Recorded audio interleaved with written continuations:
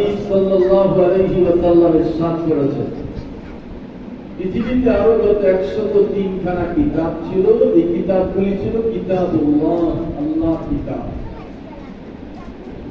আর কোরআন শরীফের ব্যাপারে বলা হয়, কোরআন শরীফ শুধু কিতাবুল্লাহ নয়, কোরআন শরীফ হলো কালামুল্লাহ। আমরাও জানি, আমরাও বলে থাকি কোরআন কালামুল্লাহ। এটা একটা আরবি শব্দ। কালাম মানে কথা, আল্লাহ মানে আল্লাহ, কালামুল্লাহ মানে কোরআন শরীফ ডাইরেক্ট আল্লাহ কা। তাওরাত আল্লাহ নিজ হাতে লিখেছিলেন, পয়গম্বর মুসা আলাইহিস সালামকে দান করেছেন। আল্লাহর হাতের লেখা কিতাব তাওরাত। জবুর আল্লাহর হাতের লেখা কিতাব। ইনজিল আল্লাহর হাতের লেখা কিতাব। কিন্তু কোরআন শরীফ ডাইরেক্ট আল্লাহর নিজের ভাষা। সেজন্য নবী আলাইহিস সালাম ইরশাদ করেছেন, যারা তাওরাত পড়ে সওয়াব প্রাপ্ত হয়, জবুর কিতাব পাঠ করলে সওয়াব প্রাপ্ত হয়, ইনজিল পাঠ করলে সওয়াব প্রাপ্ত হয়। পক্ষান্তরে কোরআন শরীফ পাঠ করলে খালি সওয়াবই পায় না, যারা কোরআন পড়ে তারা যেন আল্লাহর সাথে কথা বলে। পৃথিবীতে এমন কোন মানুষ আছে যে মানুষ আল্লাহর সাথে কথা বলতে চায়? সবাই মনে চায় যে আল্লাহর সাথে দিদার, আল্লাহর সাথে কথা হোক। আল্লাহর সাথে দিদার মানুষের এই দুনিয়াতে সম্ভব নয়, তবে আল্লাহর সাথে কথা বলা যায়। আর এই কথা বলার মাধ্যম হল পবিত্র কোরআনে কারীমের তিলাওয়াত। মানুষ যখনই আল্লাহর কোরআন তিলাওয়াত করে, তখনই মানুষ আল্লাহর সাথে কথা বলে। পৃথিবীতে একজন নবী ছিলেন, যিনি ডাইরেক্ট আল্লাহর সাথে কথা বলেছিলেন। আমরা তার নাম জানি, পয়গম্বর মুসা আলাইহিস সালাম, যাকে বলা হয় কালিমুল্লাহ, আল্লাহর কালিম। তুর পাহাড়ে পয়গম্বর মুসা আলাইহিস সালাম আল্লাহ তাআলার সাথে কথা বলেছিলেন। তুর পাহাড়ে তিনি তুর পাহাড়ে গেলেই আল্লাহর সাথে তার নেটওয়ার্ক চালু হয়ে যেত, ডাইরেক্ট কথা হতো। তুর পাহাড়ে যেতেন, আল্লাহর সাথে কথা বলতেন। তবে এটা আনলিমিটেড ছিল না, লিমিটেড। আল্লাহ যতক্ষণ চাইতেন ততক্ষণ কথা হতো। মনে চাইলে পড়তেই থাকবে, পড়তেই থাকবে। এতটুকু অবকাশ পয়গম্বর মুসাকে আল্লাহ দিলেন। মনে করেন আজকে তুর পাহাড়ে কথা বলার জন্য মুসা আলাইহিস সালাম গেছেন, কথা বলতেছেন বলতেছেন বলতেছেন বলতেছেন, এখনো কথা শেষ হয় নাই। আল্লাহ বললেন, ঠিক আছে থাক, বাকি কথা আগামী দিন হবে। যতক্ষণ মনে চায় ততক্ষণ পয়গম্বর মুসা আলাইহিস সালাম কথা বলতে পারতেন। পয়গম্বরে খোদা বলেন, পক্ষান্তরে উম্মতে মুহাম্মদ যখনই কোরআনে কারীমের তিলাওয়াত শুরু করে, ফজরের নামাজের পরে সূরা ইয়াসিনের তিলাওয়াত করে, মাগরিবের পরে সূরা ওয়াকিয়ার তিলাওয়াত, ইশার নামাজের পরে ঘুমাবার আগে সূরা মুলুকের তিলাওয়াত করে। যখনই তিলাওয়াত করে তখনই আল্লাহ শুনতে থাকে। একটা সূরা তিলাওয়াত করে, আল্লাহ বলে পড়তে থাকো, তিলাওয়াত করতে থাকো, শুনতে থাকি। আরো একটা তিলাওয়াত করে, আরো একটা তিলাওয়াত করে, এক পারা তিলাওয়াত করে, 5 পারা তিলাওয়াত করে, 10 পারা তিলাওয়াত করে। এক কথাই এক বৈঠকে 30 পারা কোরআন আরো যদি তিলাওয়াত করে, আল্লাহ পালন করে না। আল্লাহ বলেন, যত পারো তিলাওয়াত করো, আমার কান তোমার অসৈত ভাবের সঙ্গে লাগানো আছে, আমি শুনতেই থাকি। পয়গম্বর মুসা আলাইহিস সালাম তিনি কথা বলতে হলে তুর পাহাড়ে যেতে হতো। উম্মতে মুহাম্মদ আল্লাহর সাথে কথা বলার জন্য তুর পাহাড়ে যেতে হবে না, মক্কায় যেতে হবে না, মদিনাতে যেতে হবে না, তার গ্রাম মহল্লা মসজিদে যেতে হবে না, ওযু করে বসে পড়তে হবে না। ওযু নাই, মুখস্থ কোরআন তিলাওয়াত করতেছে, তো সে আল্লাহর সঙ্গে কালাম। কত বড় সৌভাগ্যবান আমরা যে আল্লাহ আমাদেরকে তার কালাম দান করেছে। কালাম মানে কথা। কথা মানুষ কার সাথে বলে? যাকে ভালোবাসে।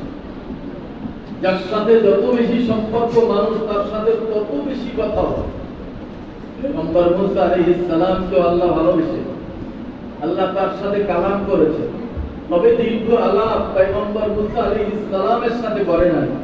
উম্মতে মুহাম্মাদিয়াকে আল্লাহ সবচেয়ে বেশি ভালোবাসে, আমাদেরকে আল্লাহ সবচেয়ে বেশি ভালোবাসে। এই জন্য আমরা যতক্ষণ তিলাওয়াত করি ততক্ষণ আল্লাহর কুদরতের কান আমাদের জবানের সাথে লাগানো।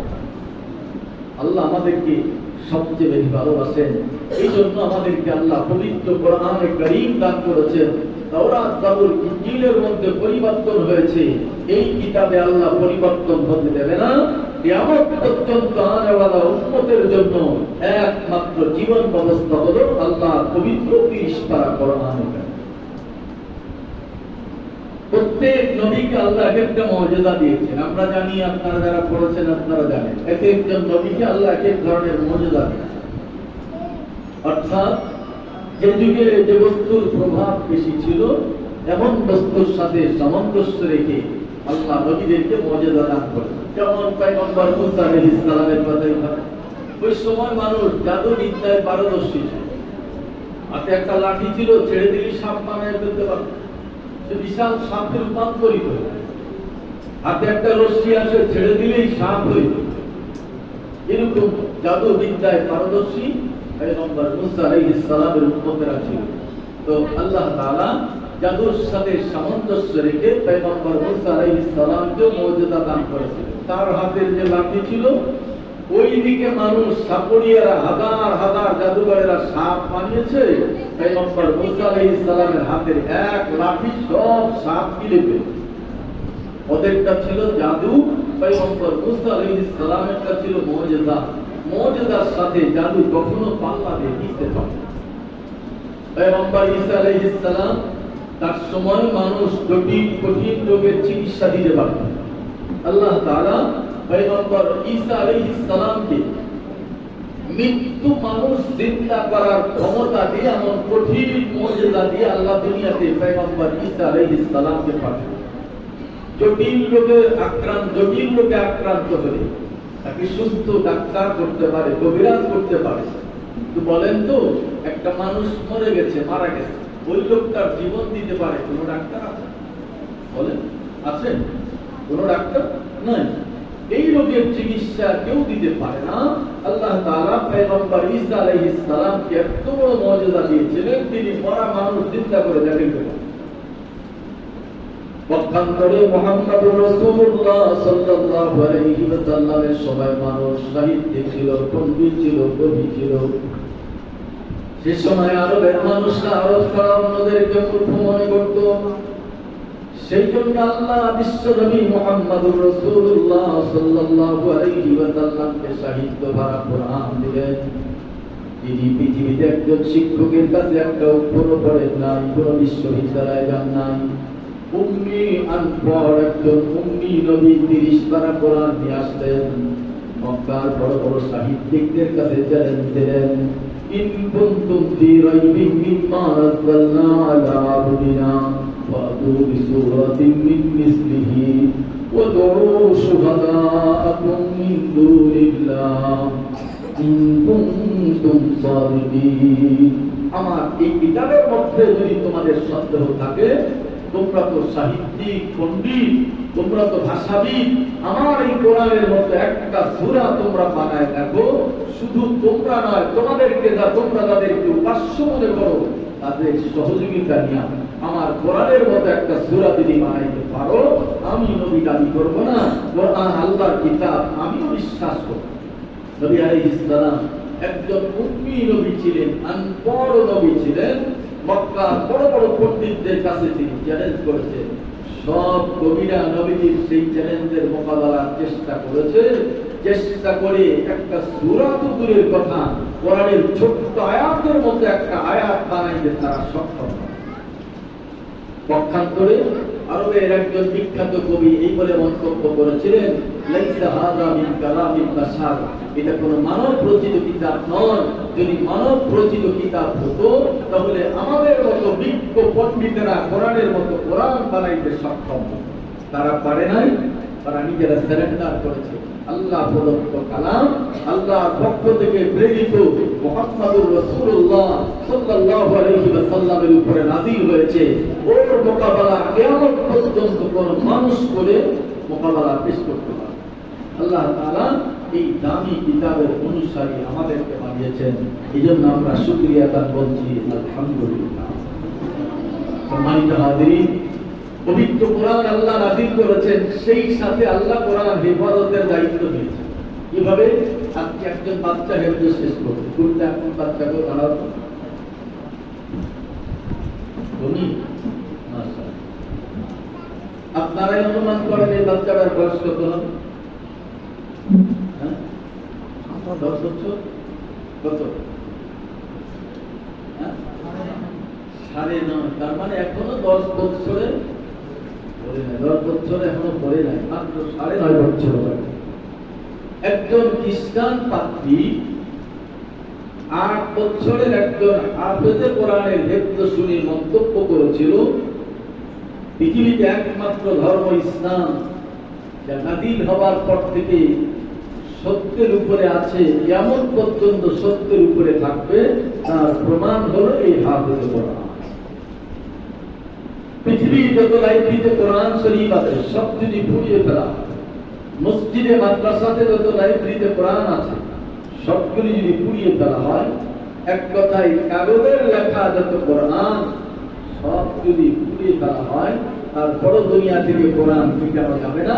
কারণ এরকম হাজারো নয় লাখো লাখো বাচ্চার সিনাতে আল্লাহর কোরআন শরীফ মওজুদ আছে। সকলে বলে আলহামদুলিল্লাহ।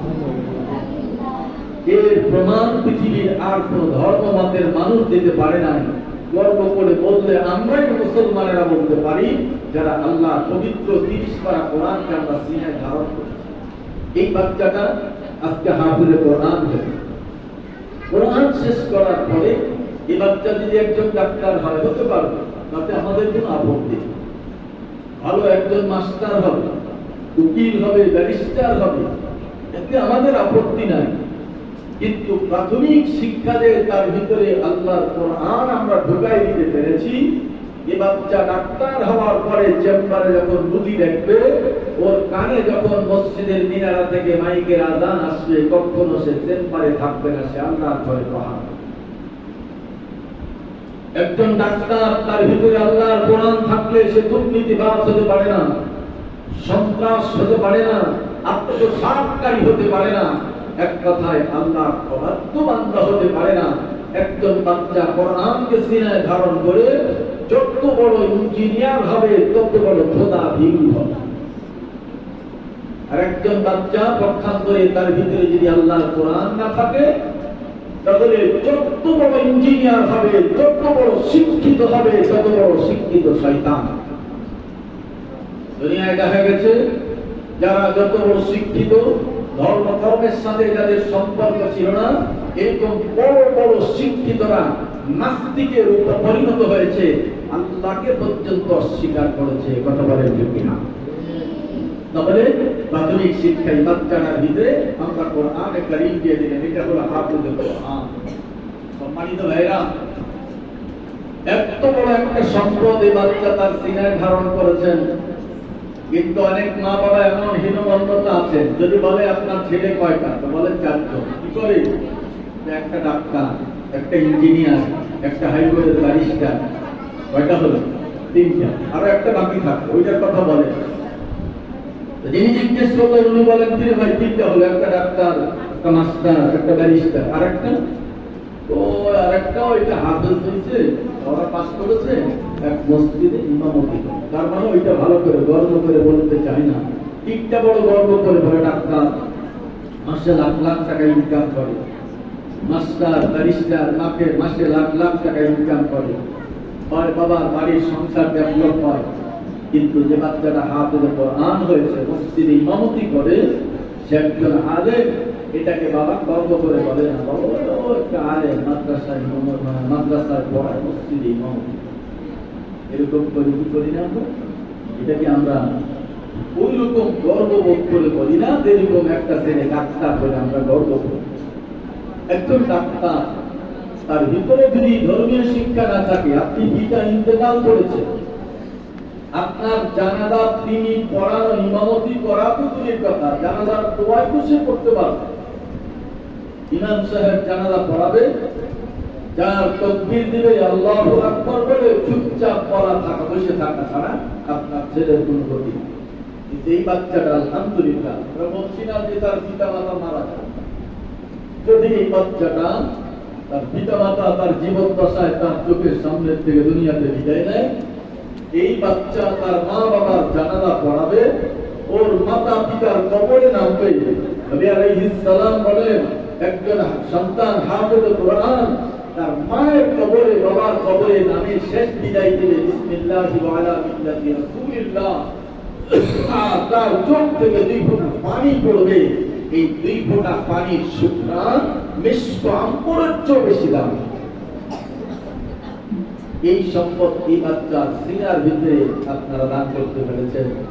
এ বাচ্চা অত্যন্ত সৌভাগ্যবান, তার পিতা মাতা অত্যন্ত সৌভাগ্যবান। এই বাচ্চা তার মা বাবার কবরে নামবে, শেষ বিদায়ের মুহূর্তে চোখ থেকে 2 ফোঁটা পানি পড়বে। পৃথিবীর শ্রেষ্ঠ সুগন্ধির চেয়ে ওই বাচ্চাটার চোখের পানি সুগন্ধি। এই সৌভাগ্য কয়জন পিতা মাতার হয়ে যাবে? যে বাচ্চার মা, যার বাবা, যে বাচ্চার বাবা তাকে হাফেজে কোরআন বানাইবে, আমরা তাকে ধন্যবাদ জানাই, তার পরিবারকে ধন্যবাদ জানাই। এবং হাফেজ আলেম হওয়ার জন্য আরো যেসব পরিবার এখানে বাচ্চা দিয়েছেন আমরা তাদেরকে ধন্যবাদ জানাই, তাদের পরিবারকে ধন্যবাদ জানাই। প্রত্যেকটা ঘরে ঘরে আল্লাহ যেন একজন হাফেজে কোরআন দান করে, সকলেই বলুন আল্লাহুম্মা আমিন। এই বাচ্চার